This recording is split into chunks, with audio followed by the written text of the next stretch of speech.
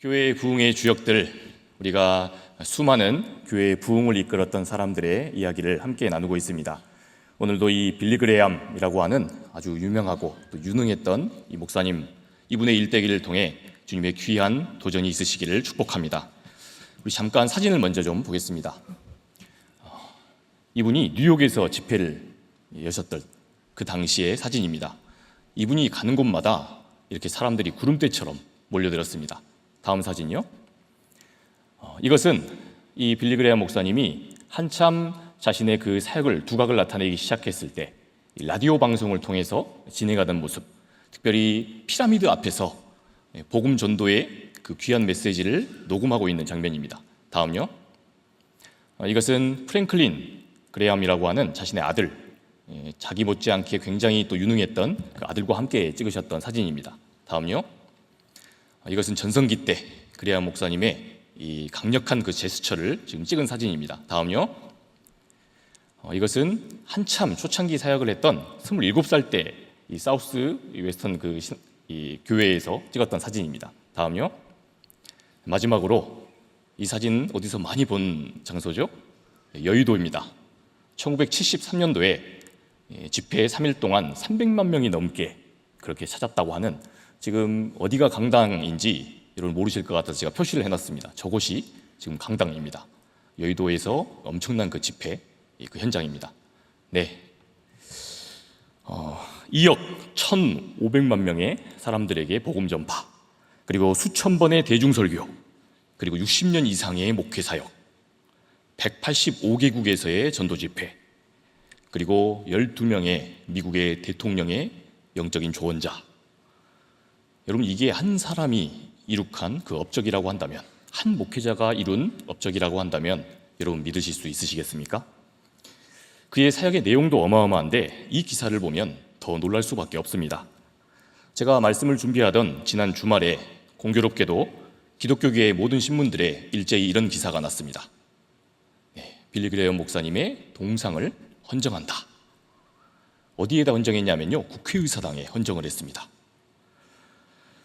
심지어 그레이엄 목사님을 배출했던 이 노스캐롤라이나 주 의회는 이미 그레이엄 목사님이 살아있었을 때 2013년도에 이미 이 동상을 재현하겠다, 그렇게 결의를 했답니다. 대체 그레이엄 목사님이 어떤 존재였길래 사람들은 그렇게까지 일반 시민이었던 그를 이 국회의사당에 단지 4명밖에 들어가 있지 않다고 합니다. 여러분, 그런데 아주 놀랍게도 그레이엄 목사님이 복음 전도자가 되기까지의 그 과정은 참 들어보면 황당합니다. 그리고 너무 평범합니다. 그레이엄 목사님은 미국의 남부 시골 마을이었던 이 크리스천 목장주의 아들로 태어났습니다. 말이 목장주지 그레이엄의 집은 비록 시골이었지만 굉장히 잘 살았다고 합니다. 그 지역에서 처음으로 자동차가 생산됐을 때 자동차를 소유했고, 또 전화기도 처음으로 들였던 집이랍니다.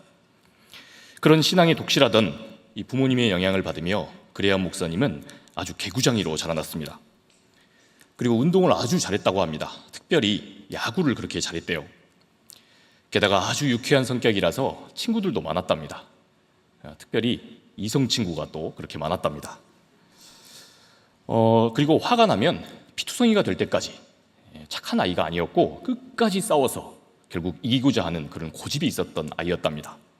그리고 신혼 때는 집에 도둑이 들었는데 보통 그러면 911 전화해가지고 얼른 신고하지 않습니까? 자기가 근데 직접 소총을 들고 도둑한테 겨눠서 도둑이 깜짝 놀라서 도망가는, 그 정도로 굉장히 배짱이 또 좋았답니다.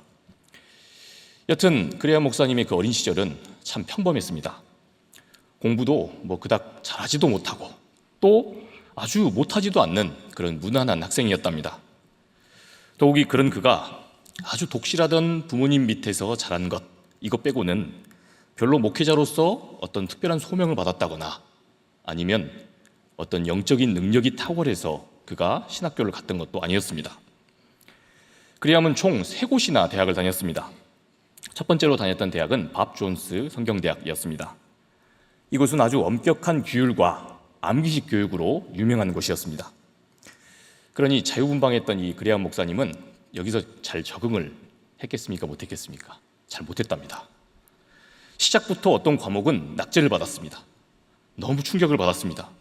또 날씨가 자기가 살던 그 남부의 따뜻한 날씨하고 달라서 감기를 이 학교에 다니던 내내 달고 살았답니다. 게다가 이 학교는 이성교제를 금지했답니다. 이게 이분한테 굉장히 스트레스였나 봐요. 그래서 불만을 가지고 4개월 만에 자퇴해버립니다. 이런 어린 시절을 보냈던 겁니다. 더욱이 두 번째로 진학했던 학교가 이 플로리다 성경학교였습니다. 지금의 트리니티 신학교입니다. 이곳에서 그레암 목사님은 복음 전도자가 되겠다, 그렇게 하나님 앞에 서원을 합니다. 그런데 그렇게 서원을 하게 됐던 계기가 정말이지 너무나도 황당합니다. 당시 그레암은 같은 동창이었던 에밀리 카바나라고 하는 여학생에게 청혼을 합니다. 단순히 그냥 사귀자가 아니라 이제 결혼할 나이가 거의 돼서 청혼을 했던 겁니다. 운동도 잘하지, 꽤나 또 유쾌하지, 공부는 한 절반 정도 하고, 그렇게 지금까지 한 번도 누구에게 소위 말해서 까여본 적이 없는, 누구에게 차여본 적이 없는 그레암이었습니다. 그런 그레암의 매력이 이번에도 이 에밀리에게 먹히게 됩니다. 에밀리가 청혼을 받아들인 겁니다. 그렇게 세상을 다 얻은 것처럼 그레암 목사님이 너무 행복한 시간을 보냈습니다. 그런데 참으로 충격적인 일이 일어났습니다. 이 에밀리가 이 그레암 목사님의 청혼을 받아들였는데 그레암보다 더 잘생기고 멋있는 친구가 나타나니까 그 청년에게 가버린 겁니다. 그레암을 버리고. 이 사실을 처음 알게 된 그날 그레암은 엄청난 충격을 받았다고 합니다. 그래서 자신의 그 회고록에 보면 처량한 달빛이 비추던 그 학교 근처의 골프장 옆에 가서 거기 울창한 이끼가 낀 나무들 사이에서 엉엉 울면서 하나님 앞에 이렇게 서원했답니다. 주님, 제가 이렇게 거절을 당할 바에 제 인생을 전임사역자로 바치겠습니다. 그가 서원한 이유가 청혼을 거절당해서였습니다. 여러분 믿기지 않으시죠? 여러분 자기가 회고록에서 직접 했던 이야기입니다. 여러분 그런데 이렇게 황당하게 시작되었던 이 빌리 그레암 목사님, 이분은 죽을 때까지 그러한 자신의 그 의지가 꺾이지 않습니다. 그 이후로의 삶을 오로지 복음 전도자의 그 길을 향해서 단 한 방향을 향해서만 직진합니다. 얼떨결에 시련의 아픔으로 그가 복음 전도자의 길을 걷는 것처럼 보입니다. 그러나 우리 하나님께서는 그렇게 서원한 그레암을 아주 위대한 복음 설교자로 사용을 하신 겁니다. 오늘 우리는 하나님의 이 그레암을 사용하시는 어떻게 그 훌륭한 복음 전도자로 다듬어 쓰셨는지 이것을 같이 살펴보고자 합니다. 먼저 우리가 살펴볼 첫 번째는요, 하나님께서는 그레암 목사님의 열정과 또 재능을 발견케 하시면서 그를 사용하셨습니다. 그레암은 어린 시절 이 목장주의 아들로 태어난 것에 대해서 상당히 괴로워했다고 합니다. 말이 부유한 목장주의 아들이지 자기 아버지가 주인이지 자기 소유도 아니었습니다. 게다가 꼭두새벽부터 일어나서 뭘 해야 합니까? 젖소에 젖을 짜는 걸 자기가 감당했답니다. 게다가 학교가 끝나면 또 소를 먹이는 일, 이것이 계속 매일의 일상에 반복됐답니다. 이것이 얼마나 싫었든지 이 그레암은 결단을 합니다. 고등학교 졸업을 맞은 그해 여름에 아버지를 떠나서, 아버지의 목장을 떠나서 자기가 흥미있어 하는 일을 찾아갑니다. 그렇게 해서 그레암이 찾았던 일이 뭐였느냐? 굉장히 거창할 것 같은데요, 청소 도구를 판매하는 집에 매판원으로 간 겁니다. 황당하게도 이 플로브러시라고 하는 청소 도구를 판매하는 자리로 갔습니다. 여러분 그런데 재미있는 사실은 바로 이 계기를 통해서 그레암은 엄청난 자신의 재능을 발견하게 됩니다. 그의 여름방학이 끝날 그 무렵에 그레암은 그 지역에 이 플로브러시 그 회사에서 판매 왕을 기록합니다. 수년간의 경력이 있던 사람도 못 이루는 것을 그레암이 사람들을 만나서 이것을 판매하는 그 기술이 탁월했던 겁니다. 그래서 그레암은 자신에게 사람을 상대하고 또 잘 설득하는 그런 기술이 있다는 것, 그런 재능이 있다는 것을 발견합니다. 또한 그는 대학 시절에 레슬링을 또 좋아해서 여기에 또 함께 했답니다. 또한 연극 제작에도 참여를 했고, 그래서 연극을 열심히 또 연마하기도 하고, 또 사람들을 만나서 끊임없이 아르바이트도 하며 그렇게 사람 상대하는 일들을 계속 반복했답니다. 이러한 사람을 향한 그 뜨거운 관심 속에 그는 마지막 대학이었던 휘튼 대학에서 사람들은 모두가 신학을 전공할 거라 생각했습니다. 그런데 문화인류학을 선택합니다. 사람에 대해서 내가 좀 알아야 되겠다. 그의 관심이 그렇게 쏠린 겁니다. 그래서 이 과정을 통해 그레암은 이 두 가지 사실을 깨달았답니다. 비록 인종이 다르고 문화가 다르다 할지라도 사람에겐 무엇이 필요한 것입니까? 주님의 구원이 필요하다는 것을 깨달았답니다. 그리고 나머지 또 한 가지는 결국 복음 전도를 위해서는 사람을 상대해야 되는 일이기 때문에 여기에 적절한 전략이 필요하다는 것, 이 두 가지를 절실히 깨달았다고 합니다.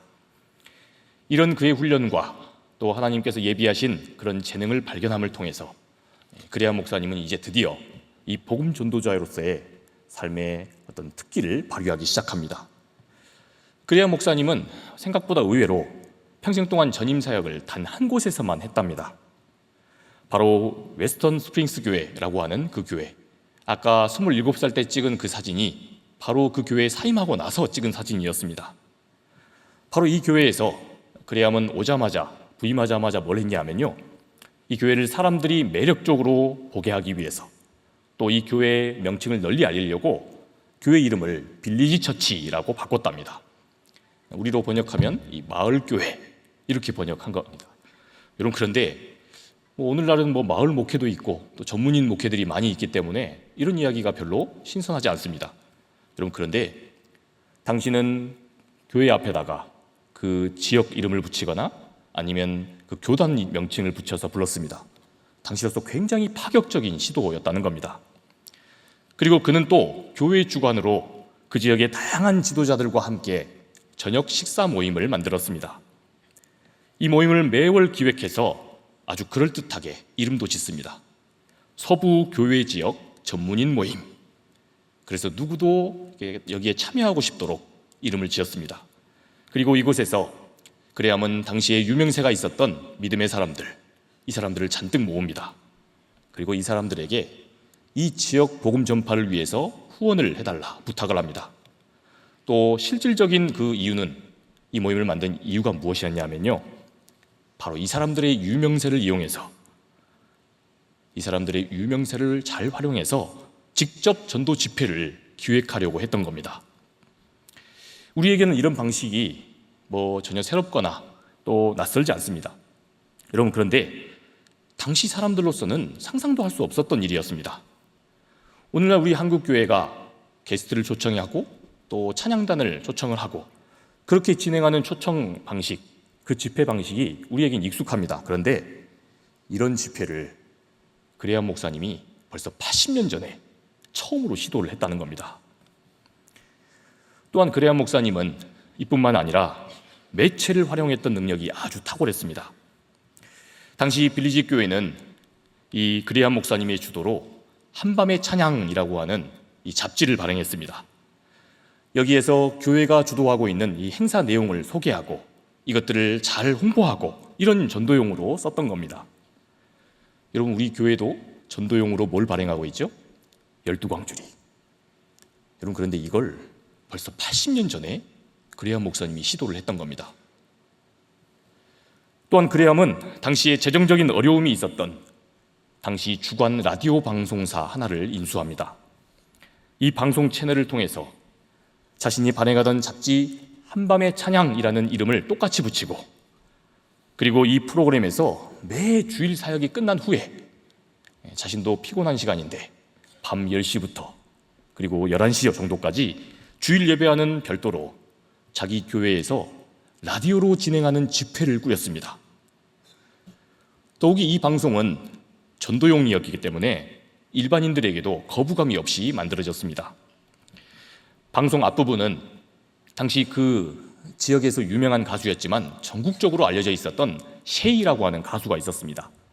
바로 이 가수를 앞세워서 앞에 한 40여 분 찬양을 라이브로 하도록 했습니다. 그러니까 사람들이 그 방송에 귀를 기울인 거죠. 그리고 자기는 끝에 한 4분에서 5분짜리 짧은 그 설교를 붙여서 그렇게 전도를 했다는 겁니다. 여러분, 결과는 어땠을까요? 아주 대성공이었습니다. 당시 사람들은 어떻게 라디오를 통해서 전도의 메시지를 전파할 생각을 했을까? 이 전도의 방식에 엄청 열광했답니다. 쉐이 못지않게 그래서 이 그레함 목사님의 인지도도 사람들 앞에 유명세를 타기 시작했습니다. 역시 아무도 놀라시지 않을 줄 알았습니다. 여러분, 그런데요, 당시에 사람들이 전도를 하던 방식은요, 뭐가 전부였냐? 전보였습니다. 전보. 여러분, 전보 아십니까? 저는 전보를 본 적이 없습니다. 종이로 겨우 전도를 하든지 아니면 자기가 직접 뛰어가서 혹은 편지로. 근데 이런 시대에 더욱이 보수적인 교회에서 라이브 가수를 세워서 그것도 라디오라고 하는 매체로 복음을 전파한다. 여러분, 당시로서는 아무도 상상할 수 없었던 그런 시도였던 겁니다. 이후에도 그레함은 자신의 그 유명세를 또 활용해서 라디오와 TV 방송에 진출을 합니다. 그리고 다양한 매체들을 통해 당시에 교회에 이런 사람을 어찌 초청하는가, 상상도 못할 게스트들을 초청해서 주님의 복음의 메시지를 전파하기 시작합니다. 여러분, 여기서 이제 이런 질문이 듭니다. 그러면 그레함 목사님은 뭐 맨날 4분짜리 설교만 하고 말았느냐? 여러분, 그렇지 않았습니다. 자기는 뭐 게스트만 초청하고 아니면 맨날 뭐 기획만 하고 그렇지 않았습니다. 그는 자신에게 복음의 메시지를 전파할 수 있는 그 기회만을 엿봤습니다. 그의 바지 뒷주머니에는 4-5편의 설교가 꽂혀 있었고 이것을 지니고 틈날 때마다 연습을 했답니다. 길모퉁이, 그리고 공터, 심지어는 강둑에 고개를 내밀고 있던 악어들도 이 그레함 목사님의 설교를 들었다고 합니다. 사람들은 그러한 그레함의 모습을 보고 뭐라고 표현했냐? 복음 전파의 젊은 화염방사기다. 복음 전파를 하는 불을 뿜는 화염방사기다, 이렇게 표현했답니다. 사랑하는 성도 여러분, 우리 하나님께서는 이처럼 열정이 있는 사람들을 찾으십니다. 그에게 자기에게 있는 그 재능을 드러내 보여주시면서 그 사람을 향해 복음의 메시지를 전파할 수 있도록 감동을 주십니다. 여러분, 우리도 이 그레함 목사님의 이 평범한 일대기를 살펴보면 우리도 그러한 도구가 될 수 있다는 것을 도전받을 수 있습니다. 만일 우리가 우리의 능력으로 그 모든 것들을 감당한다 한다면 불가능할 겁니다. 그러나 우리를 들어 쓰시는 분이 우리 여호와 하나님이시라고 하면 이야기는 달라집니다. 그러니 바라기는 저와 여러분들 역시 주님의 복음 전파의 그 열정으로 날마다 주님 안에서 놀라운 재능들을 발견해 나가시고 이것을 통해 귀한 복음 전파의 도구로 쓰임받기를 간절히 축복합니다. 두 번째로 그레함 목사님은 아주 성실하고 또 정직했다고 합니다. 하나님께서는 이 그레함 목사님의 정직함과 성실함을 사용하셨습니다. 그레함 목사님의 그 연구 권위자인 역사학자 그랜드 웨커라는 분이 있습니다. 이분은 그레함이 장점 못지않게 단점도 아주 극명한 사람이었다, 이렇게 표현했습니다. 여러분, 복음 전도자, 이 집회를 많이 인도하다 보면 무슨 실수를 할 수 있습니까? 말 실수를 할 수 있는 겁니다. 말을 많이 할 수밖에 없는 특성상 그레함 목사님은 말 실수를 좀 자주 했다고 합니다. 특히나 그에 얽힌 아주 유명한 일화가 하나 있습니다. 한 번은 그레함 목사님이 자신과 친분이 있었던 이 닉슨 대통령, 당시 그 대통령과 함께 사적으로 나눈 대화 중에서 유대계 미국인들, 이 사람들을 좀 비아냥거렸던 그런 이 대화, 그 내용이 녹취가 돼가지고 대중에게 유포가 됐다고 합니다. 이 일로 상당히 큰 곤욕을 치르게 됐습니다. 여러분, 보통 상황이 이렇게 되면요, 유명한 사람들은 다 어떻게 합니까? 이 내용들을 최대한 이렇게 무마하려고 하고 변명을 한다거나 딴지를 걸고 노이즈를 일으키고 합니다. 여러분, 그런데 그레함 목사님은 이런 문제가 생길 때마다 어떻게 했느냐? 친히 자신의 실수를 스스로 고백하고 인정했다고 합니다. 직접 말로 그리고 글로 그가 사과했던 자신의 잘못과 과오만 해도 이렇게도 많습니다. 특정 정당과 또 당파에 치우쳐서 자신이 집회를 했고 발언했던 내용에 대해서 사과했습니다. 또한 교계 지도자로서 베트남 전쟁을 더 뜯어말리지 못해서 많은 젊은이들이 희생당한 것, 이게 자기의 직접적인 책임도 아니지만 자기가 교계 지도자로서 사과했답니다. 또한 인종차별에 대해서 자기가 원로로서 더 열심히, 더 적극적으로 규탄의 이야기를 하지 못한 것, 이걸 사과했답니다. 심지어 이런 것도 사과했답니다. 자기가 너무 많은 집회에 초청을 받아서 가족들을 잘 못 돌봐서 미안하다. 가족들에게도 사과했고 또 대중 앞에서도 자신이 적절하지 않았던 그런 사역자였다. 이렇게 사과했답니다. 심지어는 이런 것도 사과했습니다. 저는 이 모습을 보면서 정말 이분이 솔직하구나라는 생각이 들었습니다. 자기가 목회자인데 TV를 너무 많이 봤습니다. 이렇게 사과했답니다. 더 성경을 열심히 읽고 공부하는 데 시간을 더 할애했어야 했는데 그러지 못했던 것이 미안합니다. 이렇게 사과했답니다. 여러분, 그런데 놀라운 것은요, 이러한 그레암 목사님의 사과가 무색할 정도로 그레암 목사님은 진짜 성실한 사역자였답니다. 잠깐 우리 사진 자료를 보겠습니다. 이거 제가 직접 다 타이핑을 해서 책을 보고 타이핑을 한 겁니다. 이게 뭐냐면요, 그레암 목사님이 해외에 나가서 연도별로 집회를 담당했던 이 내용을 다 담은 겁니다. 나라도 어마어마한데 게다가 수년간 또 몇 번씩 이렇게 왔다 갔다 하면서 집회를 했습니다. 그리고 한 번 가면 한 번만 하는 게 아니지 않습니까? 순회를 하면서 또 전도를 했거든요. 그레암 목사님은 복음이 필요하다고 하는 그 지역, 또 그러한 장소, 위협을 무릅쓰고도 절대로 마다하지 않았답니다. 사역 초창기에 그는 6개월 동안 영국에서 집회를 인도했던 적이 있습니다. 무려 360번을 6개월간, 여러분 이거 계산을 해보면요, 하루에 2번씩 집회를 해야 합니다. 그것도 쉬지 않고. 여러분, 이렇게 사역을 했던 사람입니다. 그렇다면 사람들은 이런 의문을 갖습니다.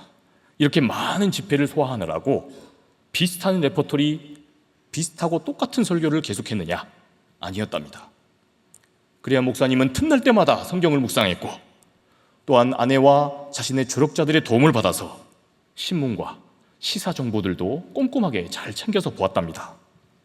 이것들을 열심히 공부도 했다는 겁니다. 이러한 행보 중에 그레암 목사님이 우리 한국에도 굉장히 지대한 역사적인 공헌을 한 것이 있습니다.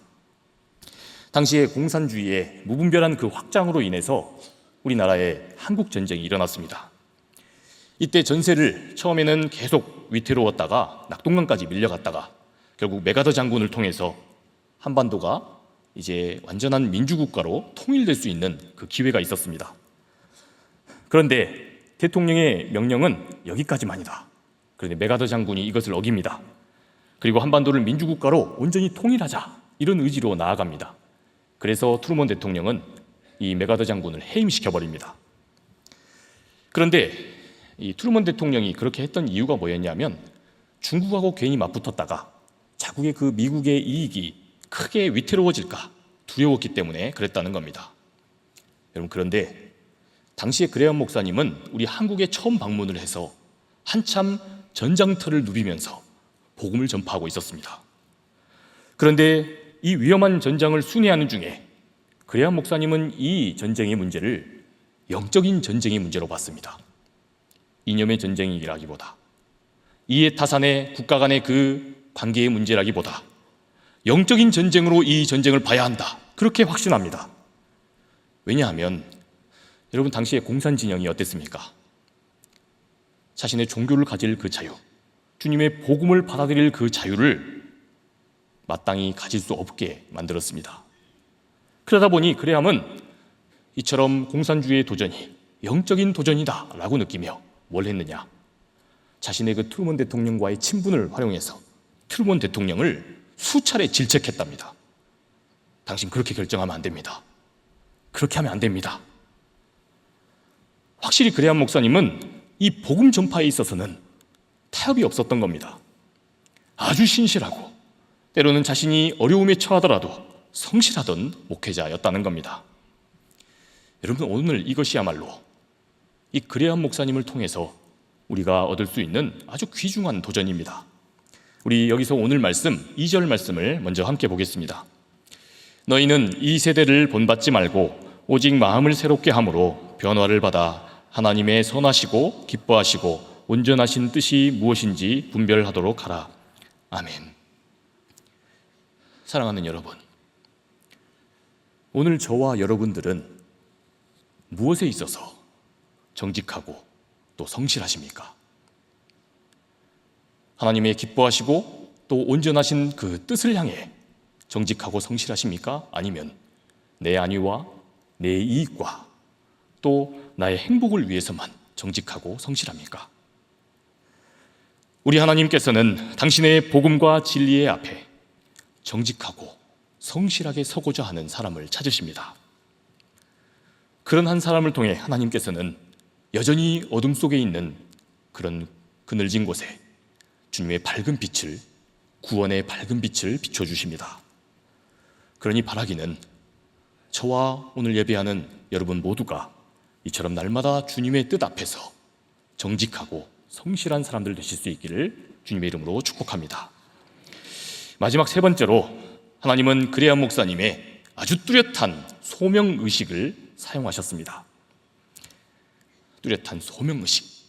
우리 다 함께 오늘 말씀 1절을 보겠습니다. 그러므로 형제들아 내가 하나님의 모든 자비하심으로 너희를 권하노니 너희 몸을 하나님이 기뻐하시는 거룩한 산 제물로 드리라.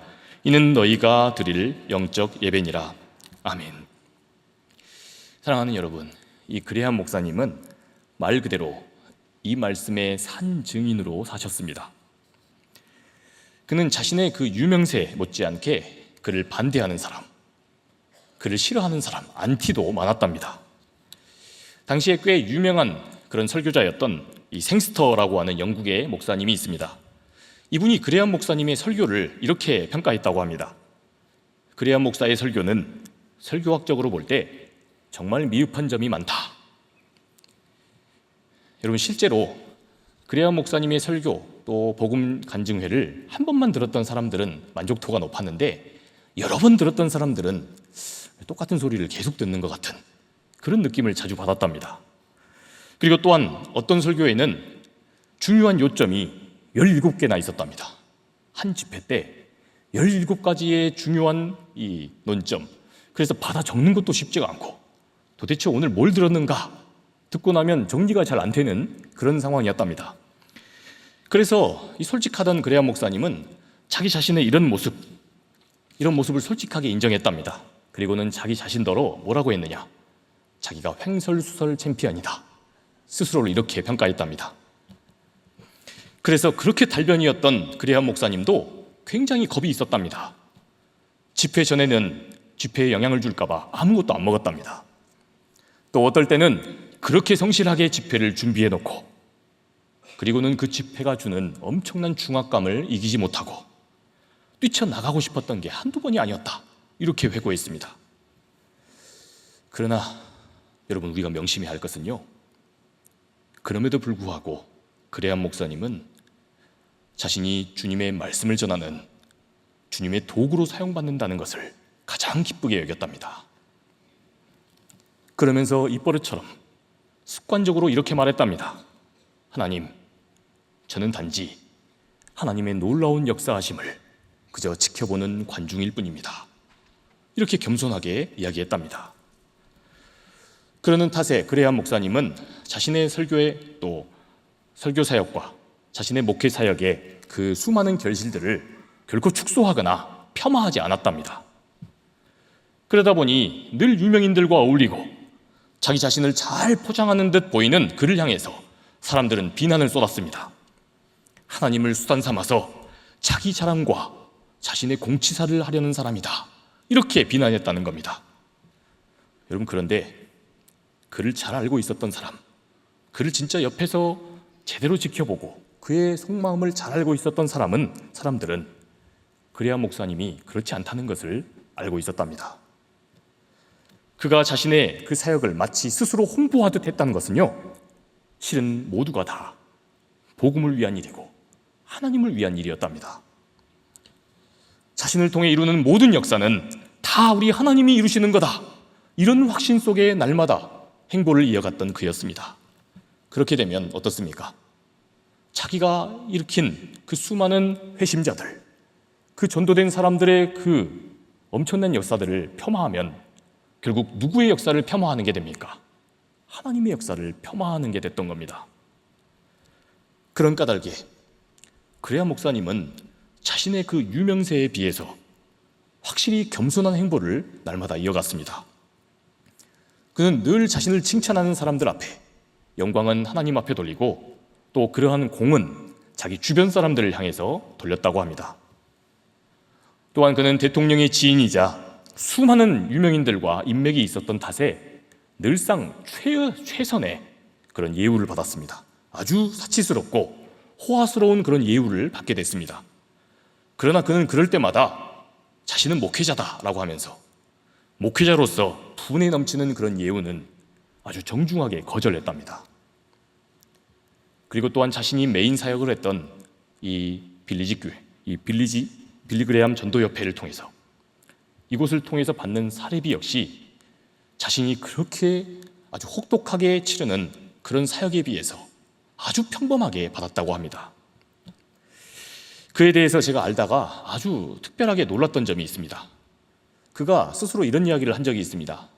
자기가 역대 대통령들과 또 당시 사회에서 아주 유명한 사람들, 이 사람들과 친분이 있기 때문에 자기가 누린 아주 특별한 특권이 있다고 합니다. 이걸 자랑했다는 거죠. 그런데 그게 뭐였느냐?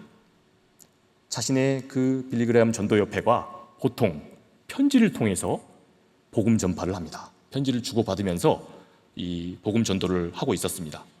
그런데 그 대량으로 통용되는 우편 요금을 할인받은 것, 그리하면 이것을 가장 기뻐했고 이것을 가장 즐거워했답니다. 확실히 그는 그의 인기와 재물의 복을 누리는 것이 아니라 자기 자신을 통해서 하나님의 귀한 복음의 메시지가 전파되는 것, 이것을 가장 즐거워하고 이것을 가장 자신의 행복으로 삼았던 사람이었습니다. 말씀을 마치고자 합니다. 이 그레암이 평소에 굉장히 소중하게 간직했던 이 모리스라고 하는 12살짜리 어린아이가 그레암 목사님에게 보냈던 이 빌리그레암 전도 회를 통해서 보냈던 편지가 이렇게 있습니다. 여기엔 이렇게 적혀 있었습니다. 목사님, 전도대회를 통해서 우리 아빠가 변했어요. 우리에게 사랑한다고 이야기해주고 우리 아빠가 너무 다정하게 변했어요. 목사님 참 감사해요.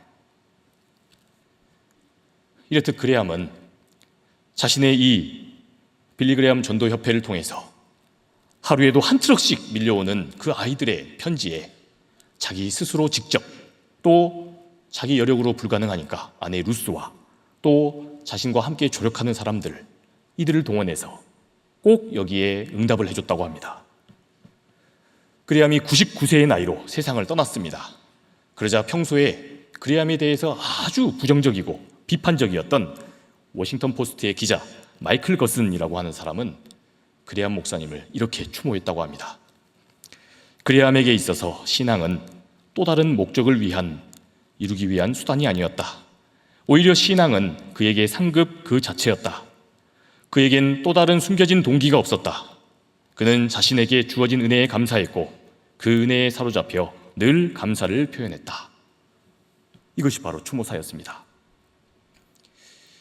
사랑하는 우리 성도 여러분, 우리 하나님께서 당신의 그 복음의 메시지를 전파하시는 데 있어서 우리 하나님께서 사람을 쓰실 때 보시는 건요, 우리 마음의 중심입니다.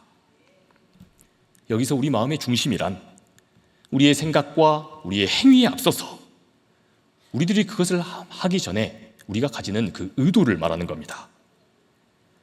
그레암 목사님의 인생을 보면 무엇보다도 자기 자신의 삶을 거룩한 산 제물로 바치고자 했던 그 마음이 있었습니다.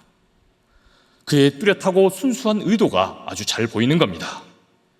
오로지 자기의 소명만을 향해 달려가는 것, 바로 이것만 보고 직진했다는 겁니다. 우리 하나님은 이런 사람들을 향해 자신의 재능을 발견케 하십니다. 그리고 그의 성실함과 그의 정직함, 이것들을 통해 당신의 놀라운 구원의 역사, 구원 사역의 이야기를 이어가시는 겁니다. 그러니 사랑하는 성도 여러분, 저와 여러분들도 주님의 귀한 복음 전파에 소중한 도구로 쓰일 수 있습니다. 이것을 꼭 기억하시고 그렇게 마음 중심에 우리 하나님을 사랑하는 마음, 이것만 온전히 설 수 있기를 축복합니다. 그렇게 하나님께서 날마다 우리 상당교회를 통해서 놀라운 복음 전파의 사역을 넉넉히 감당해 내실 수 있기를 우리 주님의 이름으로 축원합니다. 사랑의 하나님, 그레암 목사님의 일대기를 통해 우리에게 귀한 도전의 말씀 주시니 감사합니다. 때를 얻든지 못 얻든지 삶의 모든 순간 복음 전파의 사명으로 생각하고 살아낼 수 있도록 인도하여 주시옵소서.